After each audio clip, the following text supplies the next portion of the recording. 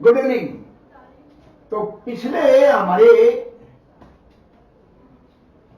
Presentation में हमने आईपीबीएस के बारे में बताया था कि इसके इंटरव्यूज होने वाले हैं और हमको तैयारी क्या क्या तैयारी करनी चाहिए। इसी में आज हम और कुछ चर्चाएं करेंगे। कल हमने बताया था कि बायोडाटा से संबंधित प्रश्न पूछे जाते हैं। आपका नाम से, आपके परिवार से, आपके बैकग्राउंड से, आपके स्थान से, आपके डिस्ट्रिक्ट से, आपके राज्य से, वहां की इकोनॉमी, वहां की ज्योग्राफी, ये सब पूछे जा सकते हैं। फिर हमने बताया था एकेडमिक्स के क्वेश्चन पूछे जाएंगे जो आपका सब्जेक्ट होगा, और ये भी बता दिया था कि आपको अपनी हाईएस्ट जो क्वालिफिकेशन है वो बतानी चाहिए और उसके सब्जेक्ट के बारे में तैयारी करनी चाहिए। इसी कड़ी में आज हम और चर्चाएं करेंगे कि बायोडाटा में एक प्रश्न होता है, आपकी हॉबी क्या है, आपका इंटरेस्ट क्या है।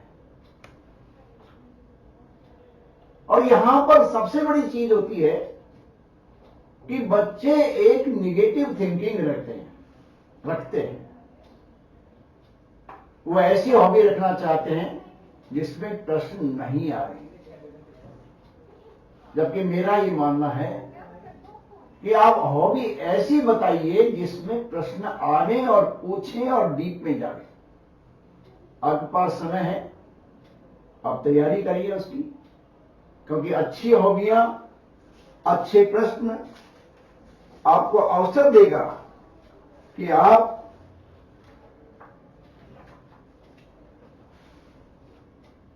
कब उसी में आपकी जनरल नॉलेज चेक हो सकती है, आपकी जो है कम्युनिकेशन चेक हो सकता है।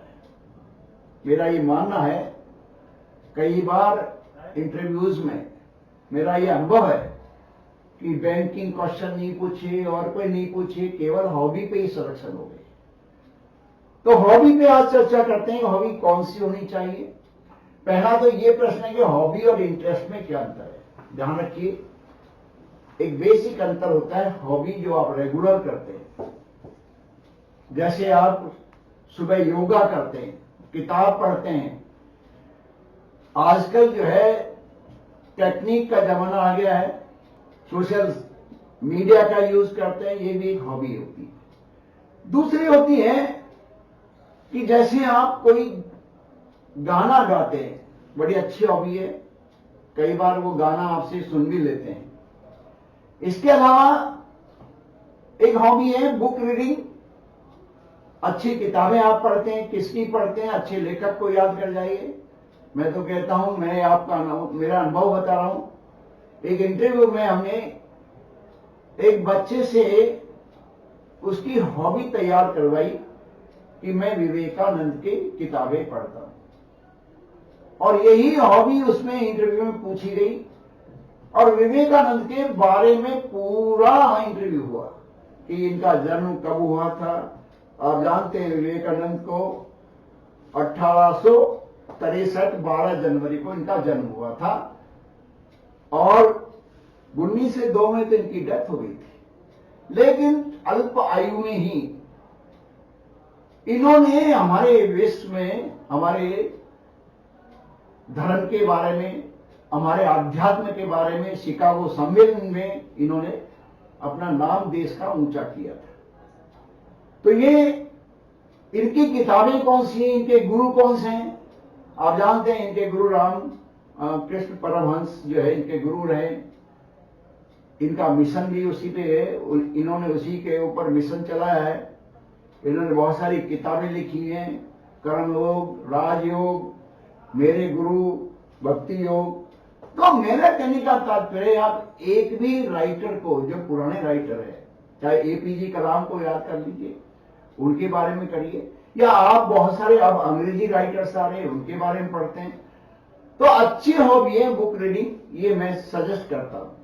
इसके बाद में कुछ लोग सोशल सर्विसेज, सोशल वर्क्स, बहुत सारे लोग कई एनजीओ से जुड़े हुए होते हैं।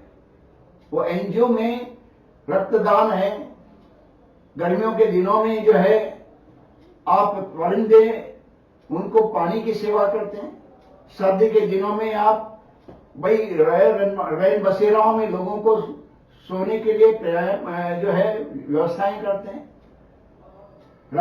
इसके अलावा और सोशल काम, बहुत सारे सोशल काम है। कोरोना के टाइम पे लोगों ने बहुत लोगों को भोजन खिलाया, कपड़े दिए, सर्दी में हम बहुत कपड़े का दान करते हैं, वेस्ट फूड को हम इकट्ठा करते हैं और लोगों को बांट देते हैं। ये सारे सोशल वर्क हैं और ये भी अगर आप अपनी हॉबी में रखते हैं तो बहुत अच्छा है। इसके बाद में स्पोर्ट्स में बहुत सारे बच्चे स्पोर्ट्स में चेस है, बैडमिंटन है, वॉलीबॉल है, फुटबॉल है और क्रिकेट तो आम है। अक्सर क्रिकेट को लोग, क्योंकि ज्यादातर लोग क्रिकेट में इंटरेस्ट रखते हैं, देखते हैं और कुछ खेलते भी हैं, लेकिन क्रिकेट में डाटा बहुत है। अगर क्रिकेट आपकी हॉबी है तो तैयार कर लीजिए। आपका आदर्श कैप्टन कौन है?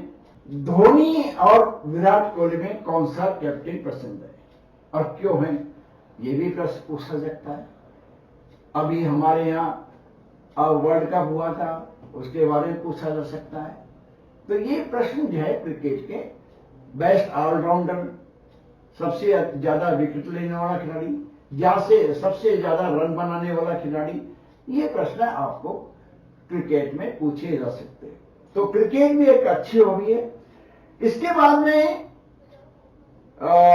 हॉबीज में कुछ लोग गार्डनिंग लिख देते हैं, साहब कुकिंग लिख देते हैं। हालांकि हॉबियां इसी उद्देश्य से बनाई जाती है कि इसमें प्रश्न आप ज्यादा पूछे नहीं।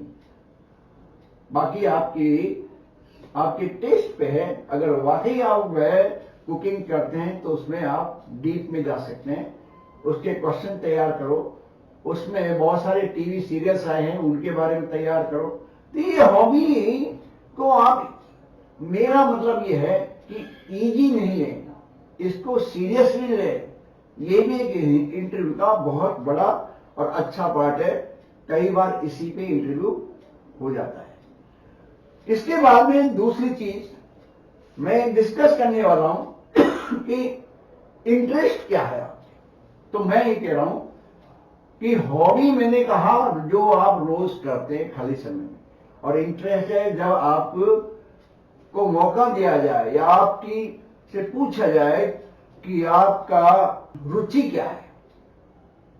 मेरी रुचि पॉलिटिक्स में, मेरी रुचि जो है अंतर्राष्ट्रीय जो इश्यूज है उनको पढ़ने में है। मेरी रुचि जो है वो हो सकता है आध्यात्म में है। मेरी रुचि है पुराने ओल्ड जो है ग्रंथों में, गीता में है, महाभारत में, रामायण में। उनको मैं रोज नहीं पढ़ता लेकिन रुचि है। तो कहने का मतलब इंटरेस्ट और हॉबी में बेसिक अंतर है। और आजकल मैं बता रहा हूं आपको कि रामायण और महाभारत पे भी प्रश्न पूछे जा सकते हैं अगर आपका इंटरेस्ट इसमें हो तो। अब इसके बाद में आते हैं करंट टॉपिक्स।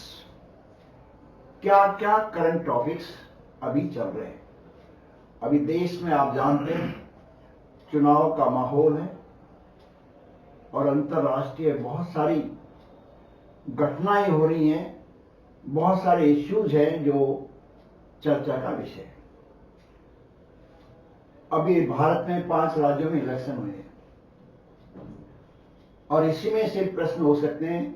पहले तो कौन कौन से राज्यों में इलेक्शन हुए। आप जानते हैं 5 राज्यों में राजस्थान, मध्य प्रदेश, छत्तीसगढ़, तेलंगाना और मिजोरम में इलेक्शन हुए हैं। अब इनके मुख्यमंत्री भी बन गए हैं तो इनके नाम पूछे जा सकते हैं। राजस्थान में श्री भजनलाल शर्मा, इनका जो है कौन सा क्षेत्र है तो सामान्य से इन्होंने चुनाव लड़ा है, ओरिजिनली भरतपुर के रहने वाले हैं। एमपी में आप जानते हैं मोहनलाल यादव वहां चीफ मिनिस्टर बने हैं। आपकी जो है छत्तीसगढ़ में जो है विष्णु सहाय चीफ मिनिस्टर बने। तेलंगाना में आप जानते हैं कांग्रेस पार्टी का रेवंत रेड्डी जो है चीफ मिनिस्टर बने हैं। और मिजोरम में आप जानते हैं वहां पर जेडपीएम पार्टी है, जो आपकी जोरम पीपुल्स मूवमेंट के नाम से पार्टी है। लालडोहमा ये चीफ मिनिस्टर बने हैं, तो इनके नाम पूछे जा सकते हैं। अब प्रश्न आता है इसके बाद में और सारे करंट इश्यूज हैं। अभी कुछ महीने पहले आप जानते हैं कि हमारे यहाँ G20 मीटिंग हुई थी। अब G20 के बारे में पूछा जा सकता है। G20 में एक तो कहाँ हुई है कि नई दिल्ली में आप हमारा भारत मंडपम के नाम से जो जगह बनाया वहां पर ये मीटिंग हुई थी। G20 में कितने कंट्रीज आते हैं आप जानते हैं, इसमें 20 कंट्री हैं, एक यूरोपियन यूनियन है। इसके बाद में इसमें कौन कौन से ट्रैक हैं, तो इसके 2 ट्रैक थे। फाइनेंशियल ट्रैक अलग था। फाइनेंशियल ट्रैक में फाइनेंस मिनिस्टर्स और आरबीआई गवर्नर्स इन्होंने ये मीटिंग की है। इसके बाद शेरपा ट्रैक था, अलग अलग जगह पे विभिन्न देशों के शेरपा इसमें आए। भारत के शेरपा श्री अमिताभ कांत थे। तो ये G20 के बारे में। फिर इसमें निर्णय क्या हुए, मुख्य निर्णय, तो आप जानते हैं इसमें सबसे बड़ा निर्णय था एक अफ्रीकन यूनियन को हमने इसमें ऐड किया, और दूसरा हमने India middle east economic corridor का डिसीजन हुआ।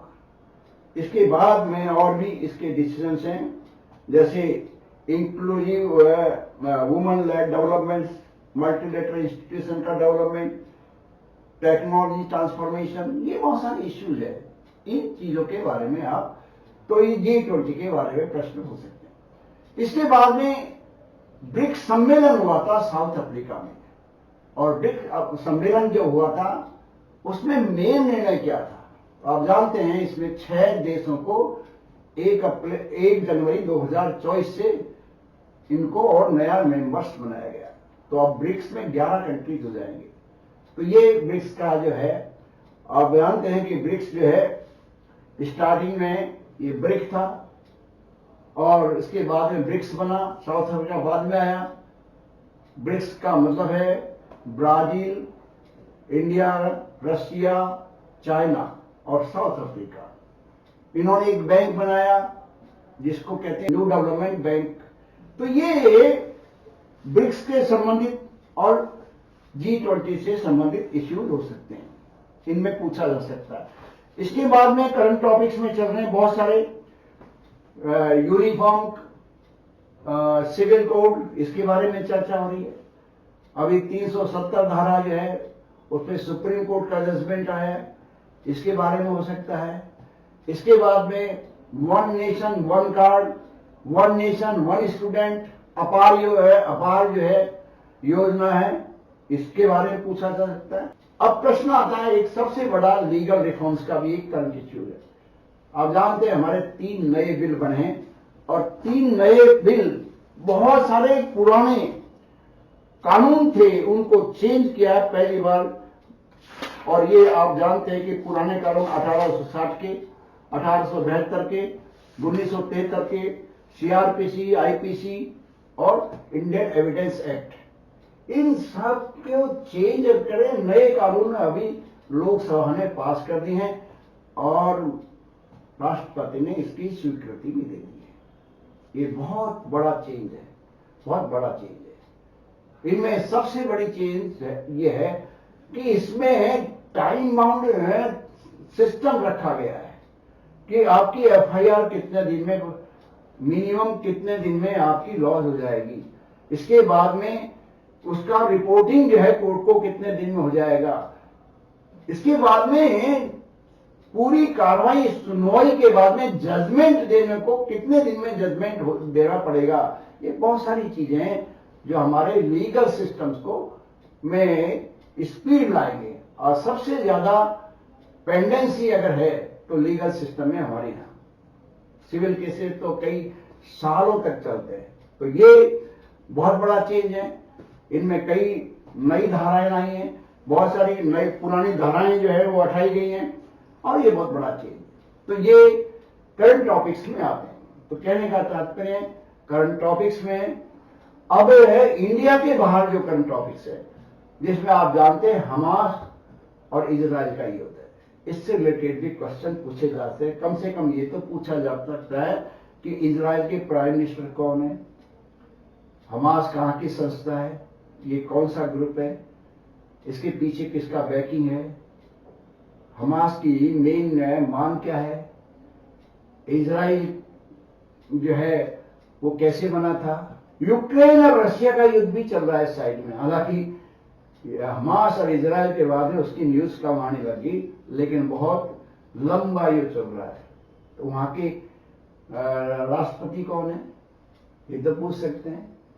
रशिया के जो है अभी राष्ट्रपति कौन है ये तो आप जानते हैं, कई बार वहां ध्यान नहीं आता है। तो ये इश्यू क्या है इसका, क्यों ये युद्ध हुआ है, तो आप जानते हैं इसमें नाटो के वे प्रश्न आ सकते हैं। और ये हुआ था कि भाई ऐसे देश जिनके पास सुरक्षा के खुद के इंतजाम नहीं है, उनकी सुरक्षा की गारंटी करने के लिए ये ग्रुप बनाया गया था, नॉर्थ एटलांटिक ट्रीटी ऑर्गेनाइजेशन।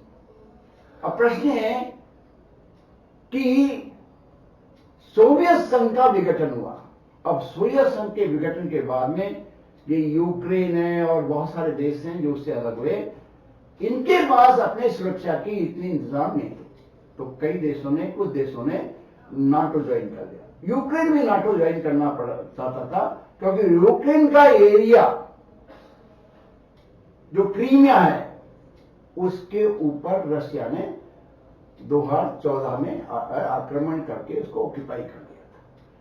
और इसने ये चाहता था कि मैं नाटो से का मेंबर बन के और मैं इसके अगेंस्ट में, रशिया के अगेंस्ट में एक डिफेंस सिस्टम तैयार कर दूं। ये इसका मूल कारण है। रशिया नहीं चाहता कि नाटो जो है उसकी सीमा के आसपास आके अपना बेस बनाए। इसी इश्यू के बारे में ये युद्ध चल। ऐसे ही बहुत सारे और इश्यू हैं। चाइना और ताइवान का इश्यू है। बहुत सारी संस्थाएं वहां पर जो है, जैसे क्वाड बनी है, क्वाड के बारे में पूछ सकता है। अभी एक नया और इश्यू आ गया, JN1 जो कोरोना का एक नया वेरिएंट आ गया, इसके बारे में पूछा जा सकता है। तो ये करंट टॉपिक्स है जिसके बारे में से आपसे पूछा जा सकता है।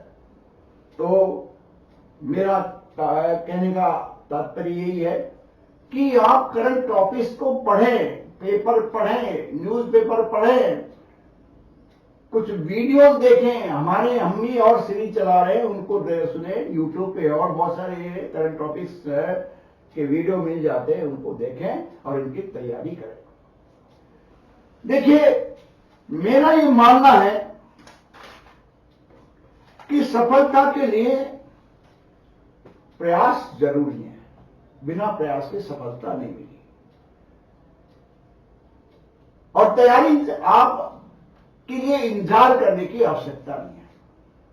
वो कहते हैं ना कि इंतजार करने वालों को सिर्फ उतना ही मिलता जितना कोशिश करने वाले छोड़ जाते हैं।